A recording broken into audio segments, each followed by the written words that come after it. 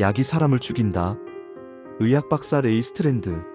매일 아침 수백만 명의 사람들이 약을 삼킨다. 혈압을 낮추기 위해, 혈당을 조절하기 위해, 콜레스테롤 수치를 관리하기 위해. 의사가 처방했고 약사가 조제했다. 정해진 용량을 정해진 시간에 복용했다. 모든 것이 규정대로였다.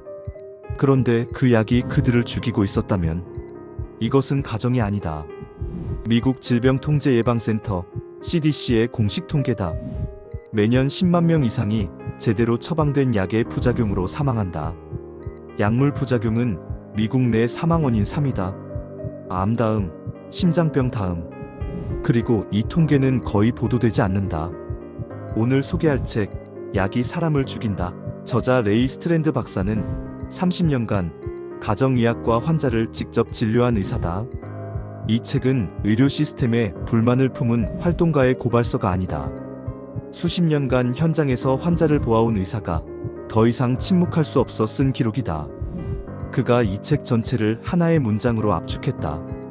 약의 살인을 막을 수 있는 건 당신뿐이다. 이 말이 무엇을 의미하는지는 이 책의 마지막 페이지에 이르러서야 온전히 이해된다. 이 책은 세 부분으로 구성된다.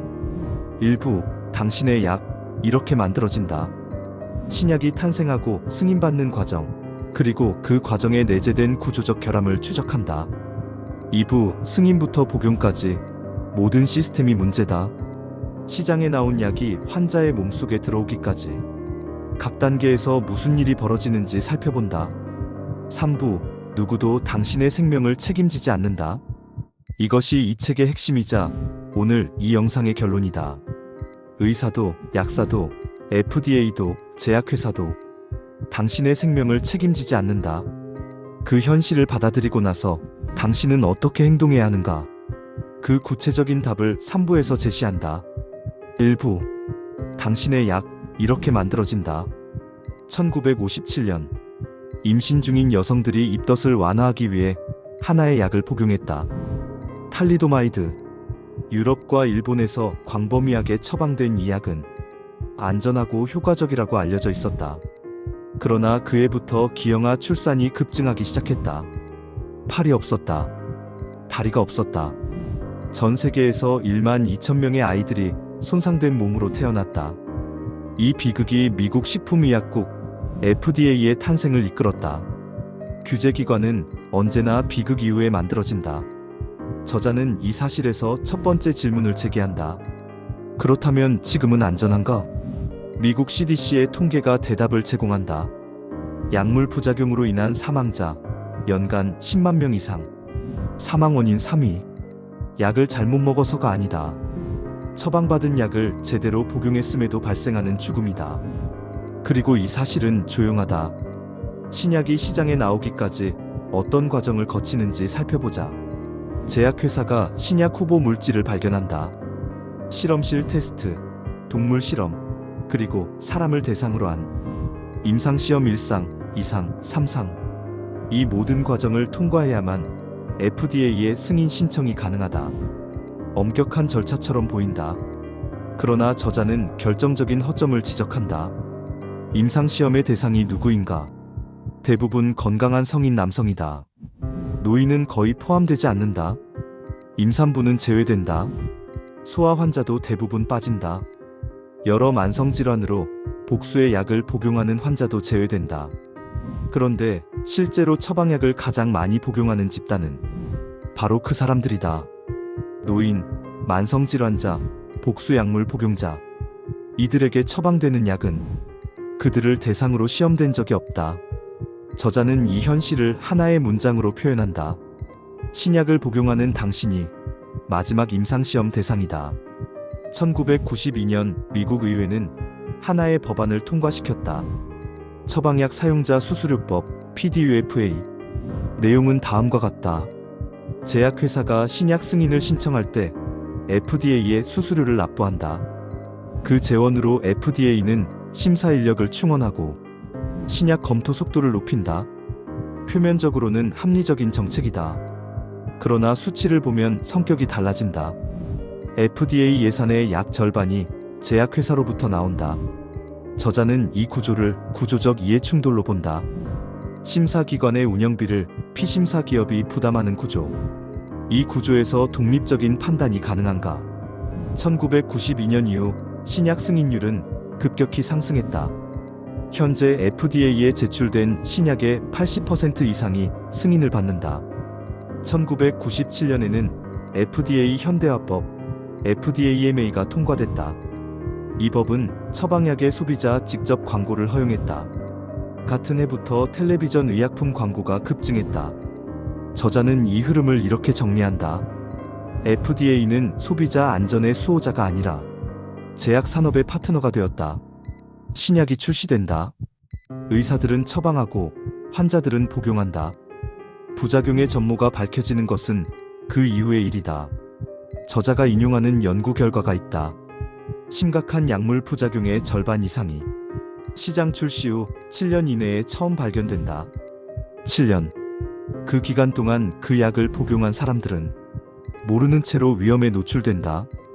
그리고 그들의 데이터가 다음 경고문의 재료가 된다. FDA의 부작용 모니터링 시스템도 한계가 있다. 의사에 의한 자발적 신고 방식이다. 의무사항이 아니다. 그 결과 실제 부작용 보고율은 전체의 1%에서 10% 사이로 추정된다. 나머지 90%에서 99%는 보고조차 되지 않는다. 또 하나의 구조적 문제가 있다. 약을 승인한 부서가 그 약의 부작용을 조사한다. 자신이 통과시킨 결정의 오류를 자신이 검증하는 구조다. 2부. 승인부터 복용까지 모든 시스템이 문제다. 1997년 당뇨 환자들에게 새로운 치료제가 등장했다. 레줄린. 인슐린 저항성을 획기적으로 개선한다는 약이었다. FDA는 긴급 심사를 통해 72일 만에 승인을 내렸다. 시장 반응은 폭발적이었다. 출시 첫 해부터 수십만 명이 이 약을 복용했다. 그러나 복용 환자들에게서 이상 신호가 포착되기 시작했다. 간 수치 이상, 간부전, 사망. 제약회사 워너마이너스 램버트는 이 부작용 보고서를 FDA에 제출하지 않았다. 이는 이후 법정 소송 과정에서 밝혀진 사실이다. 보고서는 흔적 없이 사라졌다. FDA 내부에서도 이 약의 퇴출을 요구하는 목소리가 있었다. 그러나 레줄린의 판매는 계속됐다. 누적 판매 수익 21억 달러. 2000년 간독성으로 인한 사망 사례가 공식 확인됐다. 레줄린은 시장에서 철수됐다. 저자가 이 사례를 통해 도달하는 결론이다. 신약 출시 직후 35년은 당신이 임상시험을 완성하는 기간이다. 저자는 의사를 불신하라고 말하는 것이 아니다. 그 자신도 30년 경력의 의사다. 그가 말하는 것은 시스템의 한계다. 프로풀시드. 위장 운동 촉진제로 역류성 식도염에 처방되던 약이다. 그런데 일부 의사들이 이 약을 갓난아기의 구토 치료에도 사용했다. 허가 외 처방이었다. 문제는 이 약이 유발하는 심장 부작용이었다. 부정맥, 그리고 사망 사례. FDA와 제약회사는 수년간 서로 책임을 미루었다. 약은 결국 시장에서 철수됐다. 저자는 이 사례 이후 더 근본적인 문제를 제기한다. 의사들은 자신이 처방하는 약의 주의사항을 충분히 숙지하고 있는가? 약품 설명서는 수십 페이지에 달한다. 하루에 수십 명의 환자를 보는 임상 현실에서 모든 처방약의 모든 부작용을 기억하는 것은 불가능에 가깝다. 이것은 의사 개인의 문제가 아니다. 시스템의 구조적 한계다. 그렇기 때문에 저자는 말한다. 당신이 알아야 한다. 당신의 말 한마디가 생명을 좌우한다. 레줄린은 하나의 사례에 불과하다. 저자가 이 책에서 다루는 시장 철수 사례들이 있다. 이 약들은 모두 FDA의 공식 승인을 받았다. 그리고 모두 인체에 심각한 해를 끼쳤다. 레줄린. 당뇨 치료제. 간독성으로 인한 사망. 2000년 시장 철수. 베이콜. 고지혈증 치료제. 횡문근융해증. 전 세계 51명 사망 후 철수. 프로풀시드. 소화제. 부정맥과 심장마비. 시장 철수. 포시코르. 혈압약. 돌연심장사 142건. 철수, 듀렉트, 진통제, 간 손상, 사망 68건, 철수, 펜플루라민, 다이어트 약, 심장 판막 손상 33%, 철수. 저자는 이 목록에서 하나의 패턴을 지목한다. 이 약들은 모두 출시 초기에 문제가 감지됐다. 그러나 퇴출까지는 수년이 걸렸다. 그 수년 동안 수십만 명이 복용을 지속했다. 승인은 빠르게 이루어졌고 퇴출은 더디게 이루어졌다. 그 간격이 피해의 크기를 결정했다. 단일 약물의 부작용보다 더 예측하기 어려운 것이 있다. 복수의 약물이 동시에 체내에서 상호작용할 때 발생하는 문제다. 한국의 현실을 잠시 살펴보자.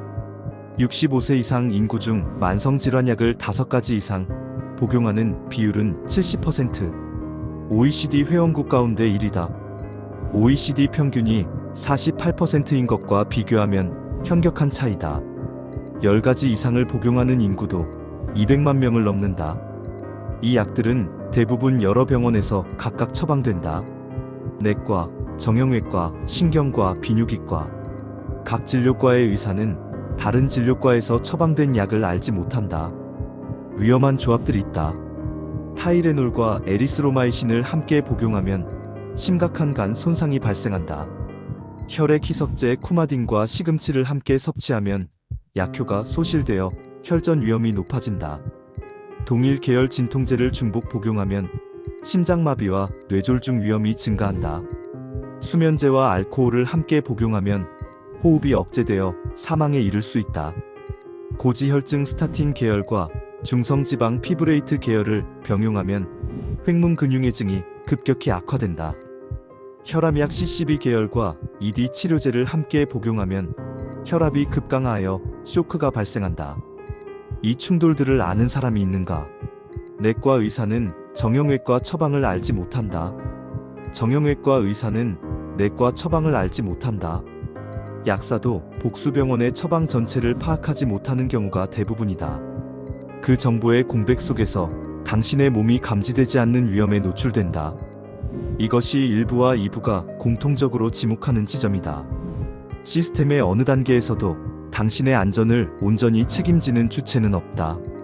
3부. 누구도 당신의 생명을 책임지지 않는다. 1부와 2부는 문제를 진단했다. 3부는 해결을 제안한다. 저자는 독자에게 패배감을 남기려 하지 않는다. 그가 제시하는 것은 구체적이고 실행 가능한 무기다. 출발점은 하나의 인식이다. 당신의 생명을 지킬 사람은 의사도, 약사도, FDA도 아니다. 당신뿐이다. 이것은 체념이 아니다. 능동적 주체가 되라는 요청이다. 많은 사람들이 처방약은 주의하면서 처방전 없이 구입하는 일반 의약품은 안전하다고 전제한다. 저자는 이 전제를 정면으로 반박한다. 페닐프로파노라민 PPA 1930년대부터 사용된 성분이다. 감기약과 다이어트 보조제에 광범위하게 포함되었다. 60년 이상 시장에 유통됐다. 2000년 FDA는 이 성분을 시장에서 퇴출시켰다. 원인은 출혈성 뇌졸중 유발이었다. 60년간 수억 명이 복용한 성분이 뇌졸중을 유발한다는 사실이 60년 후에 공식 확인된 것이다. 저자의 논지는 명확하다. 일반 의약품이라는 분류가 안전성을 보증하지 않는다. 접근성의 낮은 장벽은 오히려 무분별한 복용을 유발한다. 복용하는 모든 약에 대해 이름, 성분, 부작용을 확인해야 한다. 그것이 처방약이든 일반 의약품이든 구분이 없다. 약물 부작용으로부터 스스로를 보호하라. 저자는 약물 의존을 줄이는 방향으로 일부 자연요법을 소개한다. 방광염에 대한 크랜베리 주스의 효과는 임상적으로 일정 수준 검증되어 있다. 메스꺼움에 대한 생강의 진정 효과도 전통의학과 현대연구 모두에서 인정된다. 두통의 상당 부분은 탈수와 과로에서 기인하며 수분 보충과 휴식이 진통제보다 우선시될 수 있다. 그러나 저자는 자연요법에 대한 맹신도 경계한다. 세인트 존스 워트는 우울증에 활용되는 허브다. 그러나 혈액 희석제 쿠마딘과 병용할 경우 약효를 현저히 방해한다. 은행잎 추출물은 혈액 응고를 억제한다. 수술 전 복용 시 출혈 위험이 유의미하게 증가한다. 자연요법도 약물이다. 처방약과 상호작용한다. 따라서 복용하는 모든 것을 담당 의사에게 알려야 한다. 저자는 3부의 핵심을 5가지 실천 원칙으로 정리한다. 이것이 이 책의 결론이며 오늘 이 영상이 전달하고자 하는 핵심 내용이다. 첫 번째, 담당 주치의를 한 명 정하라. 복수의 병원에서 각각 진료를 받는 현재의 패턴이 가장 큰 위험 요인 중 하나다. 모든 처방 이력을 파악하는 의사 한 명이 필요하다.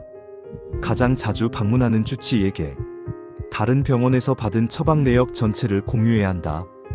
이 한 가지 행동이 약물 충돌로 인한 가장 심각한 위험을 예방할 수 있다. 두 번째, 약물 카드를 만들어라. 현재 복용 중인 모든 약의 이름, 용량, 복용 이유, 주요 부작용을 직접 기록해 보관해야 한다. 병원 방문 시 반드시 지참해야 하며 응급 상황에서 의식이 없을 경우 이 기록이 처치를 담당하는 의료진에게 결정적인 정보를 제공할 수 있다. 세 번째, 신약은 35년 기다려라. 레줄린, 베이콜, 프로폴시드. 이 약들의 심각한 부작용은 모두 출시 3년 이내에 확인됐다. 신약을 처방받았을 때 의사에게 물어야 한다. 이 약 외에 동일한 효과를 가진 오래된 약이 있습니까? 선택지가 있다면 검증된 시간이 긴 약이 단기적으로 더 안전하다. 네 번째, 새로운 증상이 생기면 현재 복용 중인 약을 먼저 의심하라. 임상에서 흔히 발생하는 패턴이 있다. 어떤 약의 부작용으로 새로운 증상이 나타났는데 그 증상을 새로운 병으로 오인하여 약을 추가 처방받는 것이다. 새로운 증상이 발생했을 때 가장 먼저 해야 할 질문은 이것이다. 최근에 약이 바뀌었거나 추가된 것이 있는가? 의사에게 말해야 한다. 이 증상이 현재 복용 중인 약의 부작용일 가능성이 있습니까? 이 질문 하나가 불필요한 처방을 막을 수 있다.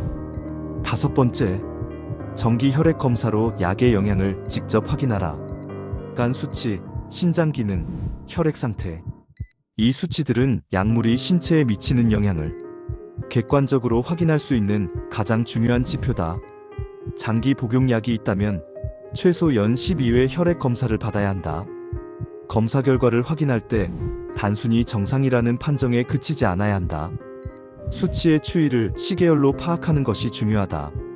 정상 범위 안에 있더라도 지속적으로 상승하는 추이는 조기 경고 신호가 될 수 있다. 저자는 3부의 마지막에서 말한다. 당신은 이미 알고 있었다. 운동이 혈압약보다 먼저라는 것. 식단 조절이 혈당약보다 우선이라는 것. 충분한 수면이 수면제의 대안이라는 것. 스트레스 관리가 항불안제의 근본적 대안이라는 것. 이 지식은 새로운 것이 아니다. 그러나 실천은 쉽지 않다. 약은 즉각적이고 간편하다. 생활 습관의 변화는 지속적인 노력을 요구한다. 저자가 지적하는 것은 바로 이 간편함의 대가다. 약은 증상을 억제한다. 그러나 증상의 원인을 제거하지 않는다.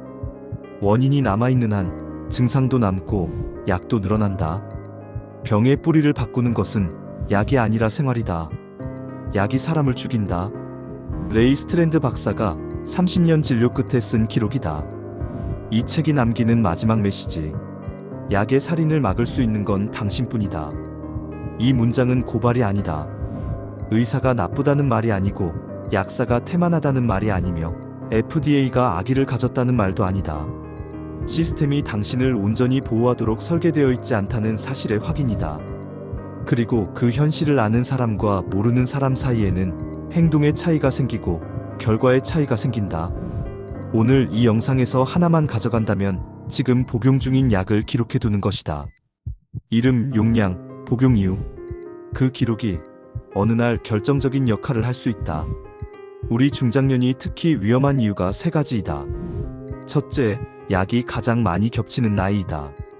혈압, 당뇨, 고지혈증, 관절, 전립선 병원이 늘어날수록 약도 늘어난다. 둘째, 몸이 약을 분해하는 능력이 떨어진다. 30대에 안전했던 용량이 60대에는 과용량이 될 수 있다. 셋째, 새로운 증상을 노화 탓으로 넘기기 쉽다. 사실은 약 부작용인데 그냥 참고 살고 있다. 주변에 여러 약을 복용하는 분이 있다면 이 영상을 함께 보시기를 권합니다. 여러분의 건강을 위해 본 영상을 만들었습니다. 구독과 좋아요 부탁드려요.